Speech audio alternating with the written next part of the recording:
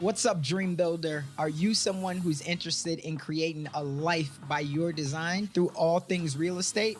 Well, I can assure you, you are in the right place. Join me, your host, Casanova Brooks. I'm an award-winning real estate agent and investor as we uncover the top tips, strategies, and the mindset of the top real estate entrepreneurs across the world. Stay locked in because we're about to go on a journey that will change your life. What's up, DreamNation? It's your boy Casanova, and today we're going to be talking about why are certain people successful in life and business even when it looks like they have no talent. I'm sure you've seen those people before where you're like, what exactly do they even do? Well, I'm going to tell you how they're successful most likely and how you can be successful as well, even if you've yet to discover what your talent or your skills are. What's up, family? Thank you for tuning in to the DreamNation podcast. My name is Casanova. I'll be your host, and I'm excited to be bringing to you entrepreneurs, thought leaders, and trailblazers from around the world. Stay locked in with us because we're about to go on a journey that will change your life. All right, guys, now let's get right into it. I remember when I first got started on my entrepreneurial journey and I wanted to figure out what my path was, what my passion was. Should I be going after profit? How did I have clarity? All of these things were surrounding me every single day. And you might be the same way. You're coming here, you're looking for some inspiration, you're looking for a little bit of clarity, and you're looking for strategic steps on what you can do. Well, for me, I remember when I first got started in the working world, I was selling cars, right? And selling cars, that taught me a lot, but my parents never owned a car, nor did they ever own a house or a business or anything like that. So for me, I had very little knowledge of selling cars or, under the hood of a car. I couldn't tell you what a 1978 Chevy Nova or any of that stuff was, right? So when I first got started selling cars, I had to figure out what was going to be my unfair advantage. What could I bring to the table so I could be successful right away? And that's what you got to figure out as well. And I'll tell you where it starts at, right, is relationships. Now, when we talk about relationships, for me, I had to go back and I had to think, okay, I was successful in selling cars. I was successful in digital marketing. I was successful in real estate, of course. I was successful in just about everything that I did when I put my mind to it. But what was the common denominator? And I'm sure if you look back at your life and you think, what are the common denominators that a lot of people have or that you have, right, with a lot of people? It's the power to build relationships. Relationships are everything. A lot of the times we're talking about how you can get started, starting a business online, how you can start a business offline, how you can become a real estate investor. All of these different things are great, right? And you find your path and you decide what you want to do. But the one key component to all of that is relationships. And so we're going to talk about today, what are the 3 key factors in building meaningful relationships that can help you be successful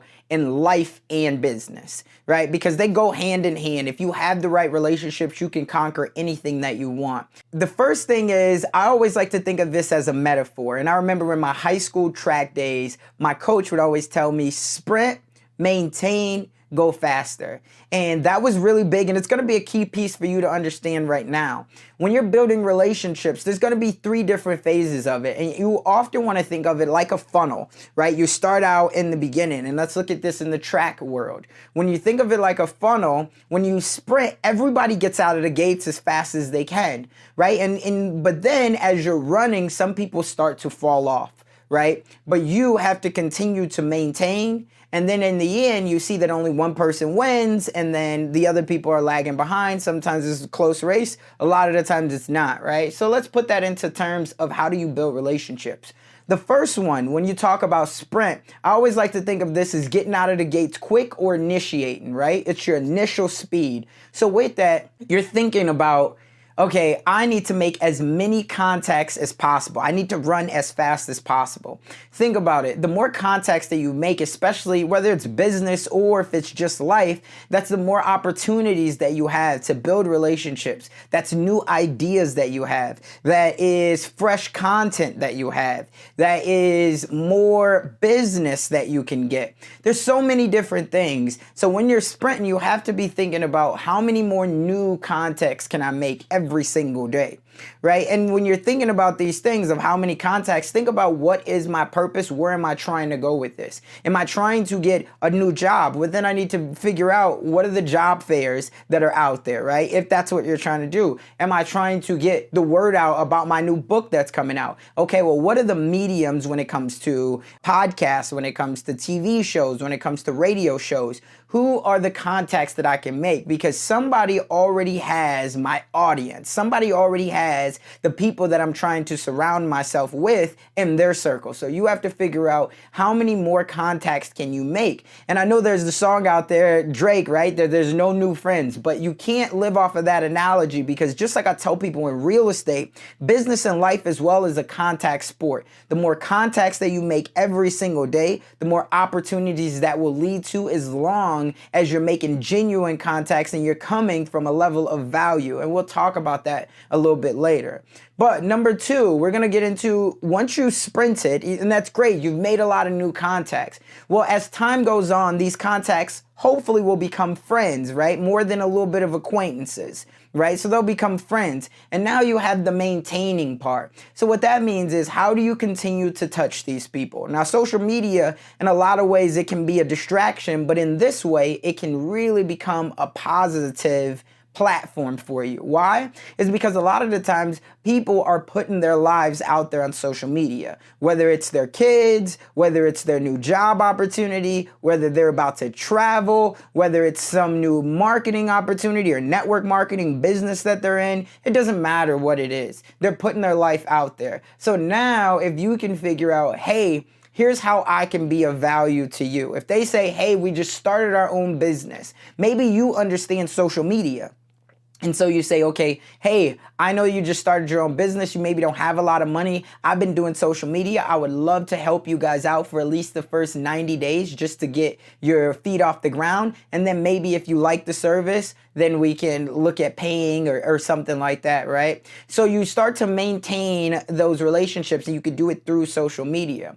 But what's the challenge that's going to come with that? Well, the challenge is you're going to find a lot of people in life, as you've maintained those friendships and those relationships, they don't want to go further, right? So what does that mean? That means that not that they're bad people, but they've become content.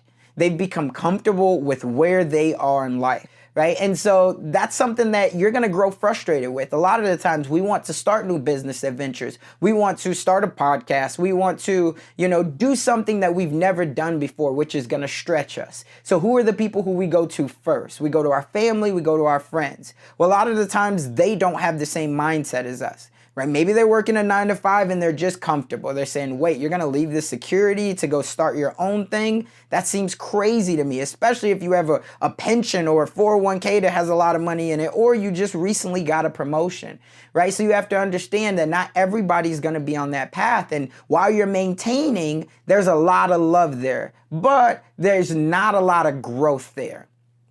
And so you have to understand that if you want growth, change has to come. Right? There is no growth without change, and there's no change without pain or some type of loss. So a lot of the times the toughest thing for us is to let go of those people who are currently in our circle or in the past were in our circle, because we feel like we're just giving up on them, but yet that keeps us stagnant to where we don't go after our dreams as much as we know we could. Or it feels like that we're very frustrated because our circle, our environment of which we knew is not as supportive as we would have hoped. So we feel like, rather than going after it and maybe creating this friction and leaving these people behind, I'll just stay in it and hopefully I'll start to change them, right? Well, the reality of it is you got to work on changing yourself, right? You got to work on you and then just hope and pray that they'll come along. You're not going to get somebody else to just come out and change, because they didn't have the experiences that you've had. Their mind isn't where yours is right now. So you got to be comfortable with, hey, we've been maintaining for a while. We know that the love is going to stay there, but now it's time for me to go faster. And so what does that look like? Going faster. This requires for you to go to another level, but it also requires for you to get a little bit of a new circle.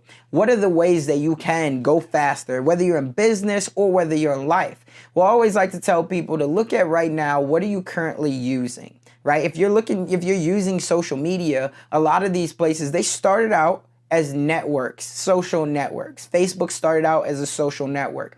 LinkedIn started out as a social network. So find the groups among these social networks, even Twitter. You're looking at hashtags. You can find exactly what it is that you're passionate about using that hashtag and pop in the conversation, right? And this is how you find people that are going to have a like mindset. This is how you're going to find people that are going to be just as driven. This is how you find people that are looking for you. Look at Facebook groups. If you're new into business, and look at something for small business owners of San Francisco, right? Small business owners of Chicago, Illinois, of Omaha, Nebraska. Just look at those groups. Now you can start to communicate with those people, and then you can start to build relationships. Now you got somebody else that's going to hold you accountable. You got somebody else that's going to push you. You got somebody else that's going to continue to inspire you, right? All of these things is how you go faster. Now, I think that I've read that 90% of all marathons have been won by Kenyans, right? Which is a crazy, crazy stat, right? And look this up. I would encourage you to. But if you think about why that is, it's just because they motivate each other. A lot of the times, once they go and they win the Olympics or the gold, they then come back to their tribe, which is something that you're going to have an opportunity to do as well. You're going to come back to your community. Everything that you're learning at conferences, everything you're learning at networking events, now you can bring that back to your circle. You can empower them, you can encourage them, right? And that allows them to be exposed. That allows them to have another, level of excitement and of hope. So you have to go faster. And a lot of times when you're going faster, what does that look like? That looks like you're leaving other people behind. But you can't be afraid of that, because that means that for you, you're getting that much closer to your finish line. And you don't want to think about it as an end, but you want to think about it as, I'm creating separation so I can have more success, right? And the success is whatever it means to you. Yes, you will have to work on your communication, right? You will have to work on your level of abundance when it comes to mindset. But at the same time, this is something that anyone can focus on, building relationships and serving other people. Right now, I don't know what stage you're in, whether it's a sprint, whether it's a maintain, or whether you're focusing on going faster. I would hope that that's where you are right now, but you could just be starting out. You have to assess that for you, but most importantly, continuously assess. Every 3 months, every 6 months, who are the people that are in your circle? They say that your network is your net worth. So for you, you have to figure out, how can I build more relationships? How can I build more meaningful relationships? And how can I use those relationships to push me, not only directly as far as where I want to go in life, but also pushing me as far as where I can go in life, right? So that's my tips for you all today. Again, if you've gotten anything out of this, please go ahead, smash that like button. Leave me a comment below. What are your thoughts on this? Do you feel that relationships have been your key to success? Have you had a relationship that has propelled you to where you are today? I always love to hear the feedback. Go ahead, drop a comment below, and I look forward to seeing you on the next one. If you've gotten anything out of this episode, do me a favor and head on over to iTunes if you have access and leave me a review. My whole goal is to make sure that I'm serving you all the right way. You're my tribe. You're who I care about. You're why I do this. So if you want to give me any type of thanks, or if you want to let me know whatever your thoughts or your feelings are from this episode or any other episode that you've listened to, leave me a rating or review. And also, if you're looking for more tips, strategies, and even resources when it comes to leveling up your real estate game, head on over to DreamNationAcademy.com. We have a really cool real estate section there, and it's something that I wish that I would have had when I first got started in real estate. So that's DreamNationAcademy.com. Don't wait. I'll see you on the other side.